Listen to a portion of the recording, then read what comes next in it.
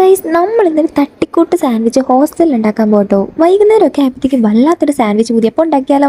നമ്മളാണെങ്കിൽ തട്ടിക്കൂട്ടെന്ന് പറഞ്ഞു തുടങ്ങിയാലും സാധനങ്ങളൊക്കെ വെച്ച് വന്നപ്പോഴത്തേക്കും നല്ല അടിപൊളി റിച്ച് വെജിറ്റബിൾ സാൻഡ്വിച്ചായി മാറിയിട്ടുണ്ട് കേട്ടോ.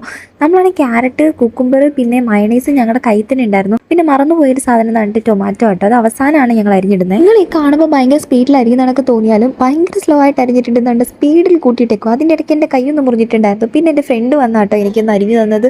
ഇനി മേലെ കത്തിയെടുക്കരുതെന്നും എനിക്കൊരു വാണിംഗ് തന്നായിരുന്നു. ഈ ഒരു പ്രോസസ്സിൽ എനിക്ക് ഏറ്റവും കൂടുതൽ സാറ്റിസ്ഫാക്ഷൻ തന്ന ഒരു ഐറ്റം ആട്ടോ ഇത്. ഞാനാണെങ്കിൽ ഇത് ഭയങ്കര സ്ലോയിൽ ഒട്ടും മുറിയാതെ അരിഞ്ഞിട്ട് അതിനകത്ത് സെറ്റപ്പ് ആക്കി വെച്ച് സ്പീഡ് കൂട്ടിയിട്ടേക്കാണ്. മയണൈസ് ഹെൽത്തിന് അത്ര നല്ലല്ലെങ്കിലും ഇടയ്ക്കൊന്നും ഉപയോഗിക്കാം കേട്ടോ. നമ്മൾ ഈ ബ്രെഡിലും കൂടെ തേച്ച് കൊടുത്ത ബ്രെഡിന് ഒരു ചെറിയ മയം കിട്ടാനായിട്ടാണ്. എന്നിട്ട് നമ്മൾ ഉണ്ടാക്കി വെച്ച ഫില്ലിംഗ് ഉണ്ടല്ലോ, അത് ഇതിനകത്തേക്കൊന്ന് വെച്ച് നന്നായിട്ടൊന്ന് റാപ്പ് ചെയ്തിട്ട് അതിനെ ഒന്ന് രണ്ടായിട്ട് കട്ട് ചെയ്യണം. എന്നാലേ അത് സാൻഡ്വിച്ചിൻ്റെ ലുക്ക് കിട്ടത്തുള്ളൂ. പക്ഷേ ഇത്രയും ലുക്ക് ഞാൻ തീരെ പ്രതീക്ഷിച്ചില്ല. ഒറിജിനൽ സാൻഡ്വിച്ച് കാണുന്നൊരു ഫീൽ ഉണ്ടായിരുന്നു. ലുക്കിൽ മാത്രമല്ല കേട്ടോ, ടേസ്റ്റിലും ഒട്ടും കോംപ്രമൈസ് ഇല്ലാതെയാണ് നമ്മൾ ഉണ്ടാക്കി വെച്ചേക്കുന്നത്. എന്തായാലും ഹോസ്റ്റലേഴ്സ് ട്രൈ നോക്കണം. അപ്പോൾ അടുത്ത വീഡിയോ കാണാം. ടാറ്റാ.